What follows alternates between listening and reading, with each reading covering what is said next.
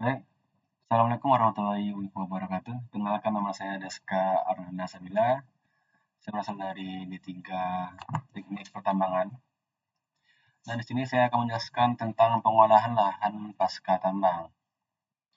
Nah, mungkin sebelumnya teman-teman sudah ada yang tahu tentang reklamasi ya.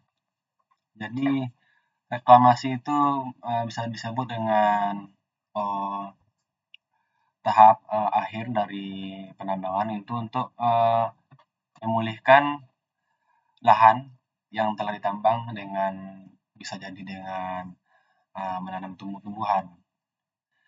Nah, di sini latar belakang itu aktivitas pertambangan memberikan dampak besar terhadap lingkungan. Yang kedua itu kerusakan yang terjadi meliputi perubahan bentang alam, erosi, dan degradasi tanah, dan hilangnya vegetasi. Kemudian diperlukan pengolahan pasca tambang untuk memulihkan ekosistem dan menjaga keberlanjutan lingkungan. Kemudian permasalahannya itu mengapa pengolahan lahan pasca tambang atau maaf, mengapa pengolahan lahan pasca tambang sangat penting untuk dilakukan. Nah, kemudian apa saja sih dampak lingkungan yang muncul akibat lahan bekas tambang tersebut? Yang ketiga itu bagaimana strategi yang tepat untuk memulihkan lahan pasca tambang. Keempat itu apa bentuk pemanfaatan lahan pasca tambang yang berkelanjutan. Kemudian tujuan penulis itu menjelaskan pentingnya pengolahan lahan pasca tambang. Yang kedua itu menguraikan proses reklamasi, revegetasi, dan restorasi ekosistem. Yang ketiga itu menjelaskan berbagai alternatif pemanfaatan lahan yang sudah pulih. Yang keempat itu memberikan saran dan rekomendasi yang berbasis prinsip keberlanjutan atau SDGs. Kemudian dampak lingkungan pasca tambang. Nah, jadi ada beberapa dampak lingkungan akibat tambang tersebut. Yang pertama itu tanah menjadi tidak stabil dan mengalami penurunan kualitas. Kemudian penutupan vegetasi hilang dan biodiversitas menurun. Yang ketiga itu terjadinya pencemaran air permukaan dan air tanah. Nah, yang telah saya pelajari, air tambang tersebut itu mengalami akan dinetralkan di yang mana air itu biasanya disebut dengan air asam, yang mana nanti akan dinetralkan sebelum dialirkan ke sungai. Jadi air itu dipastikan aman terlebih dahulu. Kemudian meningkatnya risiko bencana lingkungan seperti longsor dan erosi.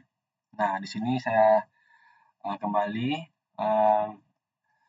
bahwasanya taman tersebut sebenarnya sudah apa namanya ya, sudah menentukan kemiringan sebuah lereng dan risiko apa yang akan terjadi. Nah, jadi kekuatan tanah tersebut akan tergantung pada seberapa miring nanti lerengnya. Jadi kemungkinan besar terjadi longsor itu tidak akan terjadi. Kemudian kualitas hidup masyarakat sekitar dapat terganggu. Kemudian reklamasi lahan. Yang pertama tujuannya itu mengembalikan fungsi ekologis lahan. Yang pertama itu langkah-langkah, yaitu menanam kembali vegetasi lokal yang mudah beradaptasi. Karena tentunya pohon-pohon yang alami itu ditanam kembali sana tentunya tidak sepenuhnya mungkin tidak 100% bisa tumbuh. Jadi kita memilih tanaman yang mana bisa mudah untuk beradaptasi dengan lingkungan tersebut. Kemudian penambahan tanaman pionir untuk memperbaiki struktur tanah. Yang ketiga itu mengembalikan keberadaan mikroorganisme tanah. Yang keempat, membangun kembali rantai makanan alami. Yang kelima itu mengurangi erosi dan mempercepat pemulihan kawasan. Lanjut, pemanfaatan berkelanjutan lahan pasca tambang. Jadi di sini ada beberapa macam itu pemanfaatan berkelanjutan lahan pasca tambang tersebut. Namun harus disesuaikan kondisi geoteknik dan daya dukung lingkungan. Yang pertama itu ada aman wisata alam atau geowisata. Yang kedua itu geopark edukasi. Yang ketiga itu perikanan air tawar. Kemudian yang keempat adalah hutan produksi berkelanjutan. Yang kelima area pertanian terbatas atau terkontrol. Yang keenam itu kawasan ruang terbuka hijau. Kemudian tantangan dalam pengolahan. Tentunya dalam reklamasi tersebut perlunya ya biaya pemulihan yang sangat besar. Kemudian adanya kerusakan lahan pada beberapa lokasi terlalu parah.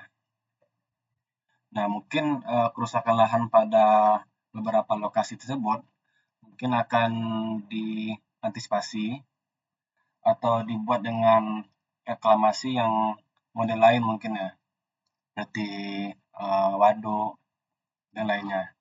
Kemudian minimnya pengawasan dan penegakan aturan. Nah, jadi di sini saya sebagai teknik tambang ya. Jadi yang saya ketahui di perusahaan tambang tersebut tidak hanya merekrut teknik tambang saja.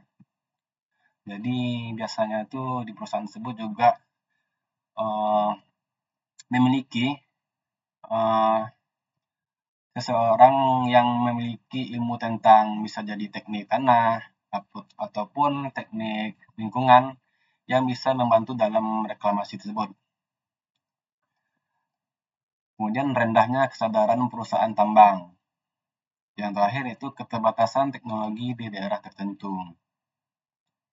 Oke, lanjut. Kemudian peluang dan potensi. Yang pertama itu teknologi pemulihan tanah terus berkembang. Yang kedua itu konsep ekonomi hijau dan sirkular ekonomi membuka peluang baru seperti tadi ada membuat seperti lahan untuk perikanan ataupun tanaman yang terkontrol. Nah, itu bisa membuka peluang baru. Kemudian lahan bekas tambang dapat menjadi aset ekonomi yang bernilai. Nah, seperti tadi ya yang saya contohin tadi. Kemudian meningkatnya dukungan masyarakat terhadap program restorasi lingkungan. Terakhir itu banyak daerah bekas tambang yang sukses menjadi destinasi wisata alam, contohnya di Sawalunto, yang mana itu bekas tambang tersebut dijadikan tempat wisata alam. Ada juga yang tempat sekaligus wisata alam sekaligus untuk studi, untuk belajar untuk para anak-anak kuliah. Kemudian lanjut, kesimpulan. Jadi pengolahan pasca tambang sangat penting untuk pemulihan lingkungan yang rusak. Kemudian reklamasi dan revegetasi dan restorasi ekosistem menjadi langkah utama pemulihan. Kemudian yang ketiga itu pemanfaatan berkelanjutan mampu meningkatkan nilai lingkungan dan ekonomi. Yang terakhir itu proses pemulihan harus dilakukan secara terencana, terpadu, dan berkelanjutan. Jadi di sini saya akan tampil inilah gambar di mana perusahaan tambang tersebut membuat bibit untuk reklamasi. Kemudian saran yaitu pengawasan pemerintah harus diperkuat. Yang kedua itu perusahaan tambang wajib menjalankan kewajiban reklamasi secara serius. Kemudian yang ketiga itu kalau kolaborasi masyarakat, akademis, dan pemerintahan perlu ditingkatkan. Kemudian yang keempat, program pemulihan harus mengikuti standar lingkungan dan SDGs. Yang terakhir, dibutuhkan komitmen jangka panjang agar lahan benar-benar pulih. Sekian dari paparan saya. Jika ada salah dalam perkataan, saya mohon maaf. Terima kasih. Wassalamualaikum warahmatullahi wabarakatuh. Thank you.